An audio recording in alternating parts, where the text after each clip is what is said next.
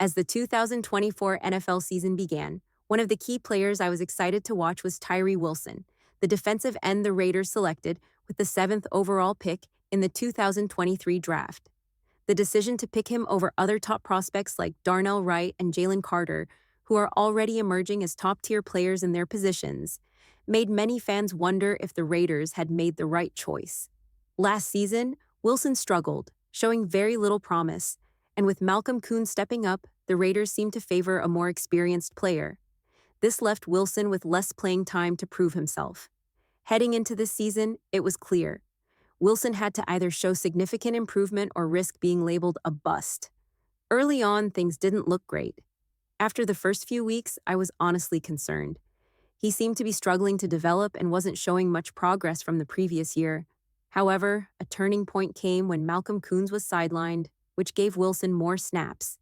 Even though his performance was still disappointing in the first 5 weeks, including a lackluster showing against teams like the Broncos and Steelers, there was a glimmer of hope after a strong game against the Cleveland Browns, where he had multiple quarterback pressures and hits.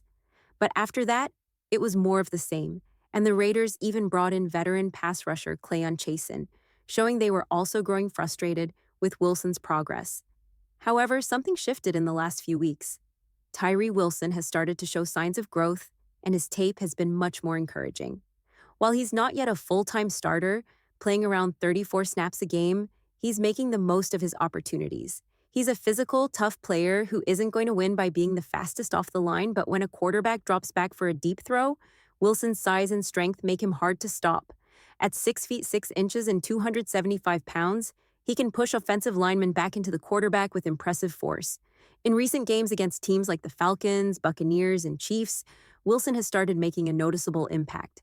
With 4 sacks this season, 3 of them came in the last 5 games, along with several quarterback hits and pressures.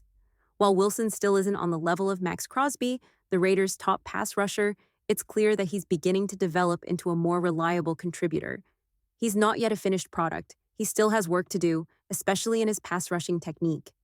At the moment, his bull rush is his go-to move, and he'll need to expand his pass rushing toolkit to become more versatile. Still, the progress he's made in the last few weeks shows there's potential for him to be a key player for the Raiders in the future. Tyree Wilson has made notable progress with his pass rushing moves this season. One of his strengths is his ability to counter after initiating his bull rush. He'll start by using the bull rush to push the offensive lineman back and then follow it up with a secondary move, like pulling the lineman down or using an arm-over technique. While his bull rush is effective, there's still room for him to expand his repertoire. I'd like to see him incorporate a spin move or a double hand swipe to start his rush more often. His hand techniques still need improvement, but overall, Wilson has been improving. His bull rush is becoming more efficient, and he's getting to the quarterback more consistently, causing disruption in the backfield. This was exactly the kind of impact we expected from Wilson when he was drafted, someone who could make things difficult for opposing offenses.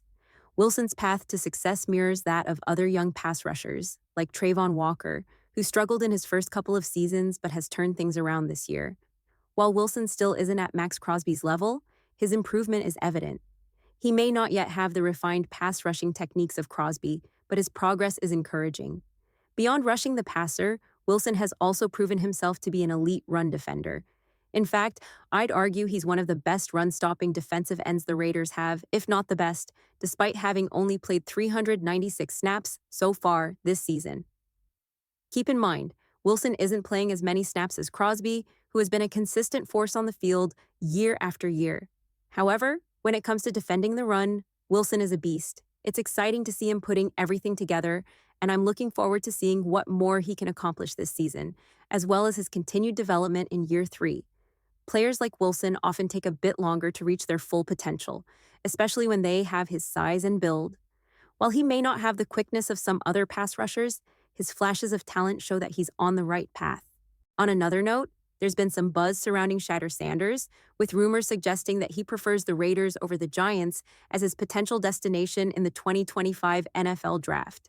According to an ESPN insider, multiple sources close to Sanders and the Colorado program believe that Las Vegas is where he would prefer to play. The Raiders and Giants are currently tied with the worst record in the NFL, which places them both in prime position for a high draft pick. What's interesting about these reports is that there's still uncertainty about who will be the top quarterback prospect in the 2025 draft. While some experts are pegging Caleb Williams as the likely number one pick, there's still a lot of speculation about who the Raiders might choose, especially with the growing talk about Sanders. The draft picture is starting to take shape, and it's a storyline worth keeping an eye on as the season progresses. There's been a lot of talk lately about the upcoming NFL draft, and one of the most interesting discussions is around Shedeur Sanders. While I personally trust the information I've heard, I also think there's a strong possibility that Caleb Williams will be the first quarterback off the board, which could shake up the draft in major ways. Shedeur Sanders is undeniably a talented quarterback, but some doubts remain about his ability to play within a structured system. Critics argue that he doesn't always recognize coverages well enough or place the ball consistently and on time. These are significant concerns for a potential NFL quarterback, and they may be holding Sanders back in some evaluations. Yesterday, Deion Sanders was asked about the draft, specifically about the Giants and the Raiders, two teams likely to have high picks. He was asked what his thoughts would be if those two teams were at the top of the draft. One thing I've been thinking about and wanted to discuss is the approach the New York Giants might take. They've already gone down the path of drafting a quarterback in Daniel Jones and trying to develop him, hoping to find their next star, like Patrick Mahomes or Josh Allen. But what if the Giants decided to go in a completely different direction?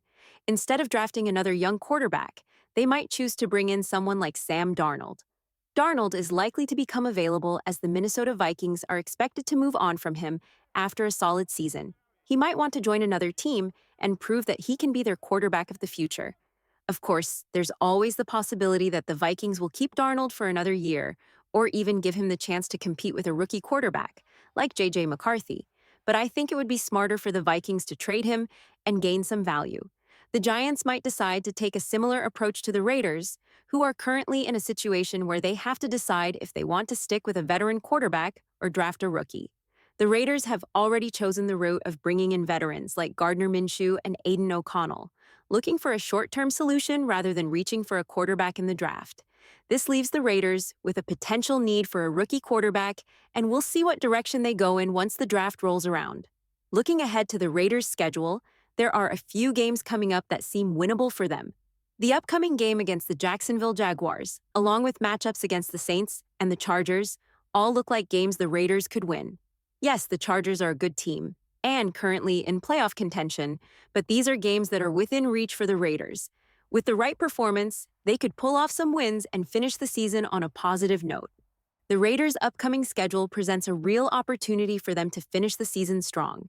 They'll be playing the Jacksonville Jaguars, who won't have their starting quarterback, followed by a matchup with the New Orleans Saints, who also won't have their starting quarterback. After that, the Raiders have a divisional game to close out the season. Winning even one of these games could drastically change their draft position. Right now, the Raiders have a chance to go from potentially having the number one overall pick to picking somewhere around the 9th or 10th spot. A single win could push them down to 7th, and 2 wins could drop them even further down the rankings. One key factor to watch is the return of Aiden O'Connell, who had been uncertain to play the rest of the season. However, it's now been confirmed that he is good to go and will be starting for the Raiders. This gives the team a better chance of securing a victory in their upcoming games. However, winning any of these games means the Raiders will likely miss out on a top quarterback prospect, which could change their plans for the draft. If they win even one game, they could drop out of the top quarterback race, as several other teams will also be vying for a rookie quarterback. As we approach the next game, the Raiders' injury report shows a few key players dealing with issues. Nate Hobbs should be good to go, though he was sick last week. Linebacker Magaga also looks likely to play. Sam Webb is listed as questionable, and Jordan Merrick is expected to be out, which has some interesting implications for the offensive line. According to a report from Vic Taper of The Athletic, if Merrick is indeed unavailable, Jackson Paris-Johnson would shift back to left guard, and Andre James would move to center. I personally think this might not be the best move for the Raiders. Moving Andre James back to center could weaken the offensive line. Paris-Johnson has already proven himself as one of the top centers in the league, and shifting him around doesn't make sense. The Raiders should keep Paris-Johnson at center for the rest of the season, and if they need to make adjustments at left guard, they should try Andre Pete or another option there. Moving Johnson back to guard and shifting James to center doesn't seem like the right approach, especially since Paris Johnson has been performing well in the center role. These are some of the coaching decisions that have raised questions, and it'll be interesting to see how the team moves forward with their lineups. I have some concerns about the current coaching staff, especially when it comes to making decisions like moving a player with all-pro potential out of his best position. It doesn't make sense to hinder the development of someone like Jackson Paris Johnson, who has shown he's capable of performing at a high level. Constantly shifting him around will only slow down his progress, and I'm not convinced that's the best approach for the Raiders right now. It's still unclear if the team will actually go through with moving him, but it's something to keep an eye on. Looking ahead to the Jaguars game, it's going to be an important matchup, especially with pass rushers like Trayvon Walker and Josh Allen coming to town. Players like DJ Glaze will face some tough challenges, and it will be interesting to see how he performs. I've mentioned Glaze before, and while I'm not fully sold on him yet, I do like the potential he's shown. The jury is still out on whether he can be a true starter, but he's certainly someone to watch. If Glaze can step up in this game, it could provide a lot of insight into his future with the team. Another storyline to watch is the Raiders' running backs. With Spencer McCormick out for the season, Alexander Mattison is likely to get the start. There's also the possibility that Dylan Lobby could see some action, and I'm curious to see how he performs if he gets a chance. The running game has been inconsistent this season, so any improvement could help the team finish strong. Defensively, I'm excited to see how Tyree Wilson matches up against the Jaguars, especially given that they have a strong right tackle in Anton Harrison. This will be another chance to see if Wilson's development is progressing. Additionally, I'm interested in how some of the other defensive linemen, like Adam Butler, continue to develop. The young corners and safeties will also be key to watch, as this will give us a better idea of the defense's overall potential going into next season. As we approach the end of the season, there's plenty of excitement and uncertainty about what's to come. I'm looking forward to seeing how the team finishes, especially with the coaching decisions and the performance of some of these young players.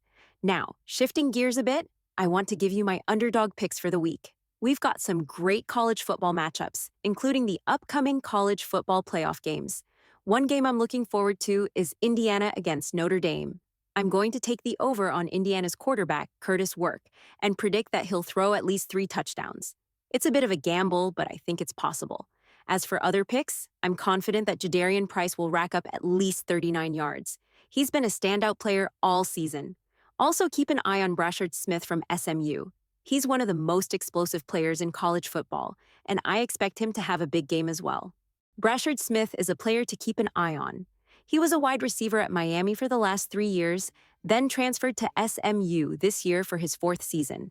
After transitioning to running back, he's become one of the best in the country.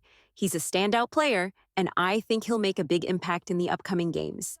Trayvon Henderson from Ohio State is also part of this week's interesting matchups. We'll see if Henderson can continue to impress and pick up some crucial first downs for his team. Finally, there's Jaden Blue, a freshman running back for Texas, who's been performing well. I believe he'll easily get over 29 yards with just a few carries, as he's a talented player. Now, moving on to my underdog picks. I've put together a $25 entry with a potential payout of nearly $1,600. Most of these picks are pretty realistic, but the one I'm uncertain about is Curtis Rohr throwing 3 touchdowns, though I think it's still possible. If all goes well, the other 4 picks should hit. If you want to make your own picks, there's a link in the comments below. Feel free to tag me on Twitter, and we can chat more about these picks. Some of you already know what I'm talking about, and I even started a group with a few of you to discuss these. Let me know what you think, and I'll be happy to include you in the group. Don't forget to hit the thumbs up, subscribe, and I'll catch you in the next video.